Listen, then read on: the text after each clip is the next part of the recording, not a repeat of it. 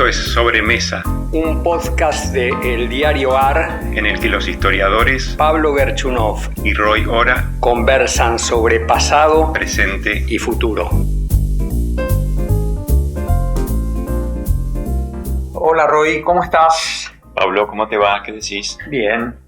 Empezaron a aparecer en las últimas semanas, faltando 3 o algo parecido para las elecciones, un personaje que hiberna durante 2 años y reaparece cada 2 años, que es el encuestador. Las encuestas electorales y las encuestas de opinión pública, que son una herramienta aparentemente muy importante para los políticos. Es una cosa que me gustaría discutir con vos. Y tengo al respecto un par de preguntas, a ver cómo las ves vos. La primera pregunta no hay por qué contestarla en ese orden, pero la primera pregunta es si la encuesta electoral, esa herramienta, despeja la incertidumbre del político, ayuda a despejar la incertidumbre del político, que es uno de los problemas principales que tiene el político frente a la sociedad. ¿Qué estarán pensando estos señores y señoras? Sí. O por el contrario, si en esa especie de esfinge que es la encuesta, no le transmite claramente y hay que interpretar muy profundamente entonces qué es lo que le quiere transmitir, ¿no? Esa es la primera pregunta. Y la segunda pregunta tiene que ver con los efectos de las encuestas. Una visión conservadora, un poco reaccionaria si se quiere, es decir, no me gustan los políticos que usan encuestas porque la encuesta, y quiero subrayar esta palabra, le quita autenticidad al político. El político pasa a ser, poniéndolo en el extremo, una especie de espejo bobo que refleja o cree reflejar lo que la sociedad está pensando en ese momento, en lugar de ejercer un liderazgo político y tratar de transmitir sus propias ideas. Entonces, sobre estas 2 preguntas me gustaría saber qué opinás vos, e insisto, en el orden que vos quieras hacerlo. Bueno, conversemos sobre esto. Claro. Adelante. Sí, yo también creo que esos son los 2 grandes temas, ¿no? Lo encararía de esta manera. La primera, bueno, cuán confiables, cuán verosímiles son las encuestas. ¿Son un placebo que calma la ansiedad de los políticos o verdaderamente ofrecen una radiografía razonable del humor de una sociedad?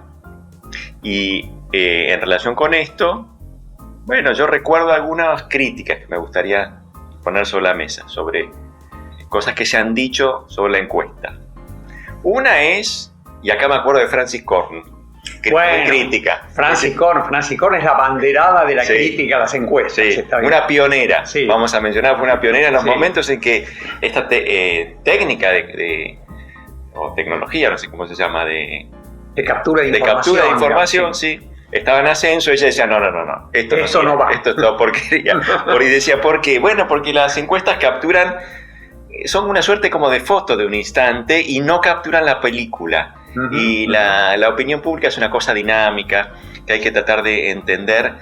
¿En qué sentido? En el sentido de que, bueno, el humor político es volátil, es cambiante. No sé si Francis Corn seguirá pensando así ahora, pero sin duda fue eso durante muchos años. Sí. Diría desde los 80 mismo. Desde muy temprano. Uh-huh. Sí, yo creo que es una de las primeras voces que yo registro muy crítica, ¿no? Y después hay una serie de sociólogos que critican las encuestas diciendo, en líneas generales, cosas que van por este lado. Por el lado de Francis. Sí. Y ahí yo lo que detecto es una suerte como de disputa entre 2 posiciones en el campo. ¿Quién es el dueño de la interpretación sobre la sociedad? ¿Son los que miran con más instrumentos, con una perspectiva más amplia? Bourdieu, por ejemplo, muy crítico de todas estas cosas, Pierre Bourdieu, y otros que dicen, no, la verdad sale de la encuesta. Y por supuesto yo creo que en las últimas décadas, quizás por eso decíamos Francis Corn quizás no ha cambiado de opinión, o no, pero en todo caso hay mucha discusión sobre la potencia de las encuestas, a la vez que creo se han refinado. Sí, porque deja de ser ya solamente un instrumento cuantitativo, ¿no? Eso es algo que tendemos a ver a las encuestas de opinión y a las encuestas de opinión pública como algo que simplemente contamos. Bueno, están los focus group, está una manera de tratar de interpretar a la sociedad que no pasa solamente por el número. Exactamente. ¿No? La opinión pública hoy es una disciplina complejísima. Yo creo que tiene cosas importantes para decir. Al mismo tiempo que quizás esto no estoy tan seguro, pero algo de eso hay. La sociedad se ha vuelto más compleja de interpretar, porque la sociedad se fragmenta. No hay que ser un defensor de Zygmunt Bauman para darle razón a algunos argumentos que dicen estas sociedades son más líquidas, los jóvenes tienen intereses nuevos, en fin, hay toda una serie de cambios sociales que son más difíciles de interpretar, y esto no necesariamente va en desmedro de la encuesta. Y después están los problemas metodológicos, ¿no? Que cada vez que uno habla con un encuestador, una persona que sabe de esto, charlé hace poquito con Luis Costa, que siempre me hace pensar sobre estos temas, y me contaba que, bueno, hace 20 o 30 años las encuestas se hacían presenciales. Claro. ¿No? Bueno, eso ya es imposible. Nadie contesta en encuesta, entonces ahora funcionan esas encuestas remotas, por teléfono, que han alcanzado un grado de sofisticación mucho más grande. No son solamente encuestas de mala calidad, pero a la vez, en la medida en que se ha vuelto más sencillo hacerlas, basta una computadora y un programa, no necesitas un ejército de encuestadores. Han aparecido toda una serie de encuestadores cuyas competencias los especialistas de la profesión dicen, como se vuelve muy barato y muy fácil, digo, efectivamente se ha incorporado gente probablemente con menos competencia. Con menos expertise y a veces, con ganas de sobresalir y que venir con una noticia que concite la atención. Entonces, hay muchos que a veces se tiran a la pileta. Entonces yo creo que estos son problemas que están ahí. Y la última cosa que quería decir es que, es un campo de conocimiento relativamente reciente. Es de la última era democrática. Sí, desde el 80. Yo no me acuerdo de antes de 1983, y de 1983 me acuerdo muy nítidamente, por Julio Aurelio, a quien yo no conocía, y por Manuel Mora y Araujo, a quien sí conocía. Y no solamente a mí, sino a muchos nos sorprendió el hecho de que Mora y Araujo pronosticó exactamente, eso exactamente no tiene importancia, pero pronosticó exactamente el resultado electoral de Alfonsín contra Luder. Dijo 52%. Y lo dijo antes del ataúd de Herminio. Quiero decir, esto se ha dicho mucho, que el ataúd de Herminio no tuvo tanta importancia, pero a mí en ese momento me dejó estupefacta la certeza de Manuel Mora y Araujo, y después me enteré también la certeza con que Julio Aurelio le comunicó a Luder la derrota. Sí, es decir, las encuestas entraron a la Argentina tarde, pero por la puerta grande. Así es, ¿no? Así es. Sí. Efectivamente tuvieron un comportamiento estelar, ¿no? En ese primer episodio. Después empezaron a tener problemas, pero en ese momento fue notable. Su credibilidad a partir de ese momento, por lo menos de los buenos practicantes del género, personas que saben ocultar la sociedad, fue notable. Sí. Mora y Araujo, sí. La mención a Mora y Araujo me lleva al segundo punto. A ver. Si no tenés nada más para agregar sobre esto. No, porque teníamos dos puntos. El segundo era, calidad de la vida pública. Sobre la calidad de la vida pública y del oficio del político, ¿no? Sí. A partir de la nueva herramienta, ¿no? Este era nuestro segundo punto. Entonces vos decías que querías decir ya algo. Quería mencionar, a propósito del nombre de Manuel Mora y Araujo, un intercambio que leí hace muchos años en el diario Perfil, en el que dos personas que yo respeto mucho, Beatriz Arlo y Manuel Mora y Araujo, debatían sobre esta cuestión. Y la posición de Beatriz era una posición, si se quiere, más hostil al valor de la encuesta, ¿no es cierto? ¿Qué es lo que ella decía?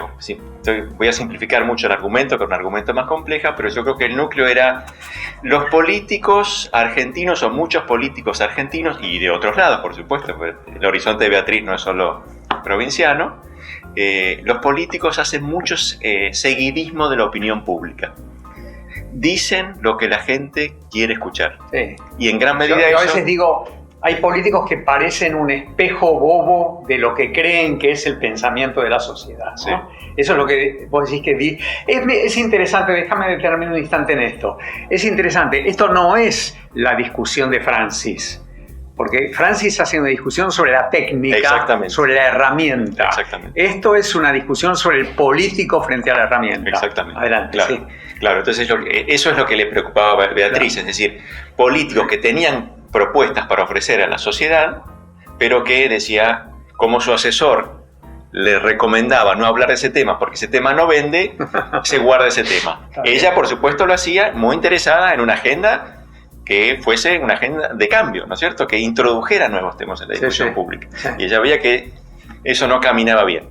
Y el argumento que traía Moria Araujo era un argumento que decía, bueno, esto puede ser cierto en algunos casos, pero miremos también los aspectos positivos de este instrumento, que es la encuesta de opinión, la encuesta de preferencias y demás. ¿Cuáles eran esas? El argumento más, creo yo, el argumento que traía Moria Araujo es que, bueno, un buen estudio de los intereses y de las preferencias de los votantes le sirve a un buen dirigente, y acá subrayaría, un buen dirigente para afinar su comunicación, para ser más claro y más preciso, para que su mensaje esté mejor sintonizado con el humor de la ciudadanía. No solamente para hablar de los temas que le interesan a sus potenciales votantes, sino sobre todo para conectar mejor y para llegar más lejos. En el extremo, Durán Barba decía que para conectar mejor ni siquiera hace falta la palabra. Yo me acuerdo que él decía de vez en cuando que un político transmita bien puede, por ejemplo, lograrse sacando el sonido, viendo al personaje. Sí, ¿no? Exactamente. Sí. Yo creo que lo de Moria Araujo iba en esa dirección. Es importante que quien tiene algo para decir lo diga de la manera más elocuente, más convincente posible, teniendo en cuenta la capacidad de escucha de aquellos que, a los que va dirigido su mensaje, ¿no? Entonces yo creo que acá la discusión cobra otro cariz, y la impugnación que uno puede hacer a la encuesta como un simple instrumento de banalización del debate público se ve relativizado. Ajá, vos creés entonces que no tenemos que no tiremos al bebé con el agua sucia de la bañera. Exactamente. Si hay políticos que no saben usar la herramienta, bueno, hablemos de esos políticos, pero no hablemos de la herramienta. Claro. La herramienta es una herramienta que puede ser usada por un político con talento, digo, para crecer como político, para crecer en su liderazgo, ¿no? Y yo agregaría un elemento más ahí, y es que uno a veces se queja de la pobreza de ideas del debate público, pero también hay que tener en cuenta que, bueno, los dirigentes no actúan en un vacío, ¿no? Ajá. Y entonces hay que mirar las características de la cultura cívica de una comunidad específica, ¿no es cierto? En el caso de la Argentina, la provincia, lo que fuere, ¿no? Y que eso también es central para entender la manera en que un dirigente comunica, ¿no? Entonces yo creo que eso tenemos que ponerlo en el foco. Pero cultura cívica, tradiciones, naturaleza del enfrentamiento. Cultura cívica de la sociedad tomada como como un todo, ¿no? No como focalizándose en aquellos que más o menos entienden el mensaje sofisticado que uno puede transmitir, ¿no? Es decir, la sociedad como un todo, ¿no? Te escucho y me pienso, ¿qué sería Twitter sin la jauría que nos está gritando? Si Twitter fuera solamente un grupo de 200 personas que estudiaron en la universidad, o de 500 o de 1000 que estudiaron en la universidad, Twitter perdería bastante interés realmente. Y vos lo que decís es algo parecido, es decir, la encuesta te permite construir una visión compleja sobre la sociedad y el estado de la cultura popular, ¿no? Exactamente, y esto lo pongo en relación con, ya que vos traes el tema, con ciertas visiones que a veces me parecen un poco nostálgicas, más propias del mundo nuestro, de los académicos, que del mundo de los políticos, que dicen, ya las cosas no eran como eran antes. Claro. Pero antes, los que leían el diario eran menos, los que estaban informados eran muchos menos, y por tanto, bueno, ese quizás era un discurso más rico, pero era un discurso que solamente interpelaba a algunos sectores de la población. Pero pregunto, remontémonos bien atrás, pero no más atrás que la emergencia de la democracia de masas en la Argentina. Irigoyen, por ejemplo, un líder popular sin ninguna duda y que expandió mucho su popularidad, no tenía esta herramienta, pero construyó una herramienta que primitivamente cumplía el mismo rol, que eran los comités. Los comités en los pueblos, en las ciudades, en los barrios, ¿no? ¿Y qué hacían? Le transmitían un estado del humor que él tenía que interpretar. Sí, claro, es decir, yo creo que esos políticos no funcionaban en el vacío, no es que simplemente producían discursos programáticos. Y seguramente, además, una parte del discurso público, que fue muy importante durante mucho tiempo, tiene si querés, una característica performativa, pero al mismo tiempo el que habla está todo el tiempo estaba todo el tiempo atento a ver, bueno, esto que estoy diciendo, ¿realmente interesa o no interesa? Exacto. Moviéndome un poco más adelante, hay una imagen que a mí me viene a la mente ahora, que creo que vos la contaste en algún momento. A ver. Es la siguiente. Creo que es 1953, Perón en el partido Argentina-Inglaterra. Sí. Sale Perón a la cancha y hay una ovación estruendosa. Yo estaba allí. Bueno, vos estabas. Entonces yo creo que Perón no simplemente se felicitó a sí mismo por eso que estaba sucediendo, ¿no? Sino que eso le servía para tener una... Capturó un estado del humor de la sociedad, ¿no? Exactamente. Así que yo creo que conté esa vez que a Perón lo debe haber impresionado, tanto como a mí, que era un niño, el hecho de que la gente tiraba sus sombreros al aire y los perdían. Esa es una señal muy fuerte de adhesión, ¿no? Sí. Quiero decir, estamos diciendo algo interesante. Cuando no existía la tecnología de la encuesta de opinión, los líderes políticos talentosos habían habilitado una tecnología anterior pero eficaz. Sin duda. Tenían necesariamente que formarse imágenes sobre cuál era el efecto, cuáles eran las consecuencias de su propia acción, qué valor tenían las cosas que estaban haciendo, ¿no? Muy bien, entonces hemos matizado la crítica de amigos y amigas nuestras a las encuestas. Y creo que lo que estamos diciendo es que la relación entre el político y la herramienta es siempre una relación compleja y depende del talento del político saber usarla, ¿no? Muchísimo. Depende mucho del talento del político y del marco en el que funciona, diría yo, ¿no? Así es. Bueno. ¿La seguimos la semana que viene? Dale. Un abrazo.